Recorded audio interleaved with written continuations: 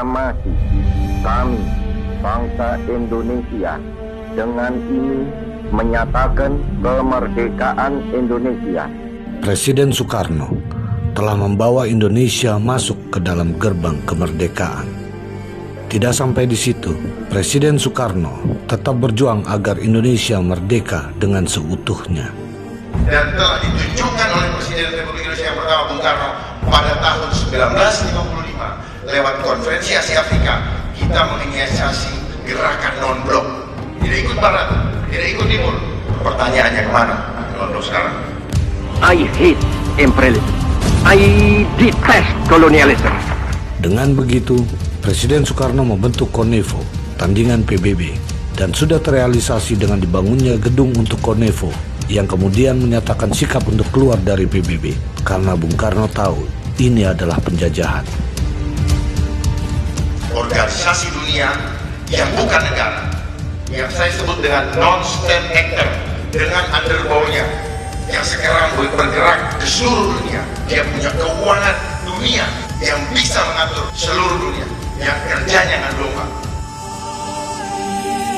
Melihat hal tersebut, non-state actor tidak tinggal diam. Dengan kelicikannya, mereka mengangkat Soeharto untuk menjatuhkan Presiden Soekarno melalui IMF. Dengan menciptakan krisis ekonomi, itulah saat yang tepat bagi non-state actor untuk menggulingkan Soeharto. Saya memutuskan untuk menyatakan berhenti.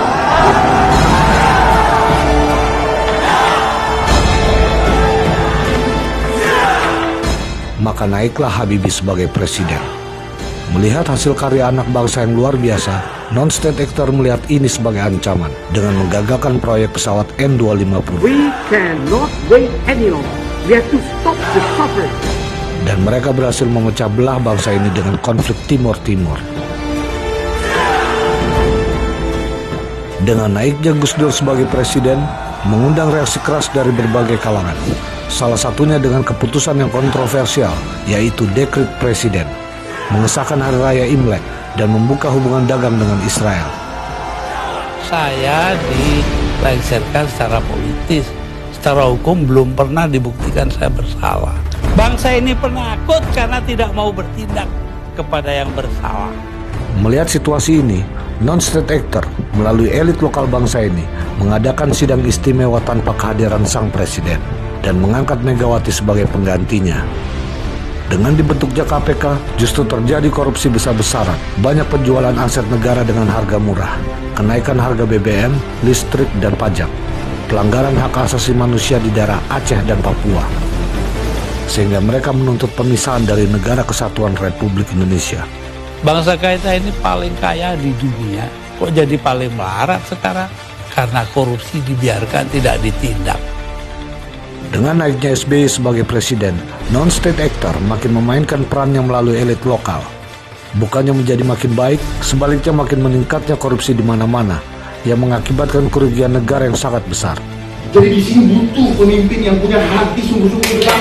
Ini negeri yang paling banyak melanggar sumpah adalah orang yang kita pilih. Indonesia, Tuhan pun tidak ditakuti. Demi Allah, saya bersumpah akan memenuhi kewajiban Presiden Republik Indonesia dengan sebaik-baiknya dan seadil-adilnya, memegang teguh Undang-Undang Dasar dan menjalankan segala undang-undang dan peraturannya. Sampaikan kepada dunia, kami bangsa Indonesia tidak pernah takut dengan siapapun. Kami hanya takut kepada Allah Subhanahu wa Ta'ala. Non-state actor terus melanjutkan penjajahannya dan puncaknya dengan melepaskan skenario pandemi melalui Propaganda ketakutan itu berlangsung di seluruh dunia, dan propaganda ketakutan adalah caranya itu.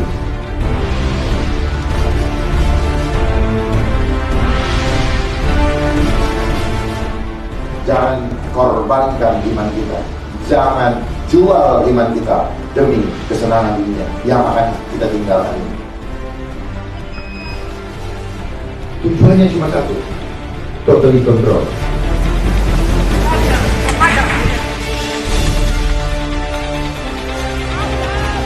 Kita selama ini sudah tertipu oleh apa? Oleh manipulasi cara berpikir logika yang dibangun terbalik dengan iman. Dokter gak mau kasih saya pulang. Gak kasih saya isoman. Gimana mau sembuh, dokter? Hasil negatif kalian masukkan ruang isolasi. Penipu kalian semua. Ujilah setiap roh. Dia takut Tuhan atau takut setan. Kalau takut Tuhan, dia akan selalu memperkatakan firman Tuhan, bukan memperkatakan apa kata ahli-ahli itu. Ahli-ahli itu dipakai oleh iblis untuk menyesatkan banyak dari anak-anaknya, dan Tuhan marah.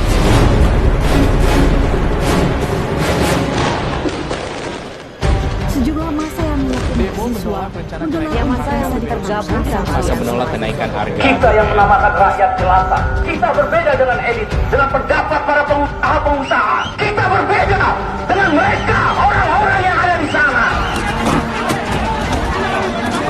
Pembagian BLT BBM yang diberikan pada masyarakat per bulannya diberikan 150.000. Sumber daya alam akan habis bohong, minyak akan habis bohong. Minyak itu seperti mata air, kapan itu Tuhan mau bikin ada? Persoalannya kita jauh dari Tuhan. Sepanjang kita hidup, Tuhan akan berkati kita.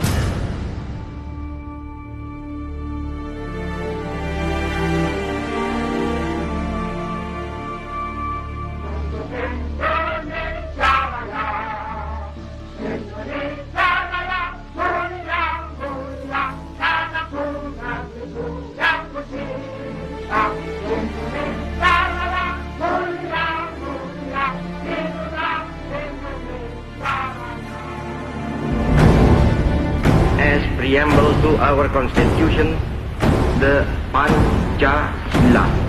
First, believe in God.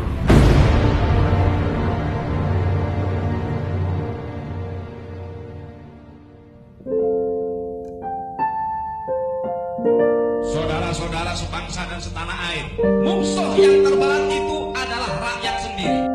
Rakyat yang mabuk akan budaya luar, yang kecanduan agama, yang rela membunuh bangsa sendiri.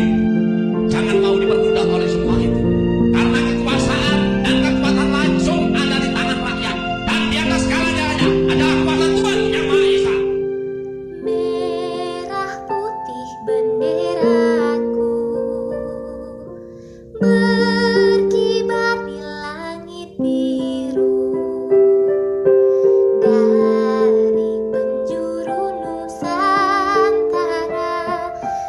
Engkau dikenal dunia,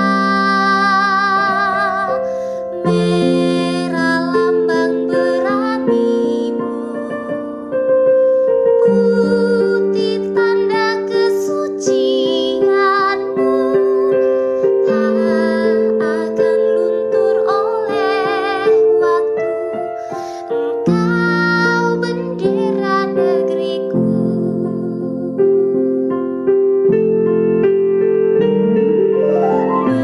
Berkibarlah selamanya, berkibar di seluruh ibu pertiwi, tanah airku yang merdeka, tanah airku Indonesia. Merah putih tercinta, warnamu mengalir dalam jiwaku. Dimanapun aku berada, kaulah bendera negeriku.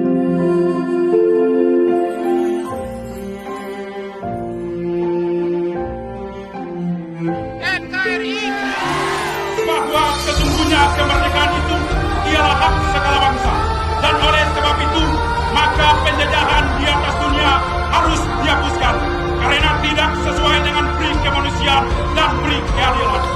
Atas berkat rahmat Allah yang Maha Kuasa dan dengan didorongkan oleh keinginan luhur supaya berkehidupan kebangsaan yang bebas, maka rakyat Indonesia menyatakan dengan ini kemerdekaannya.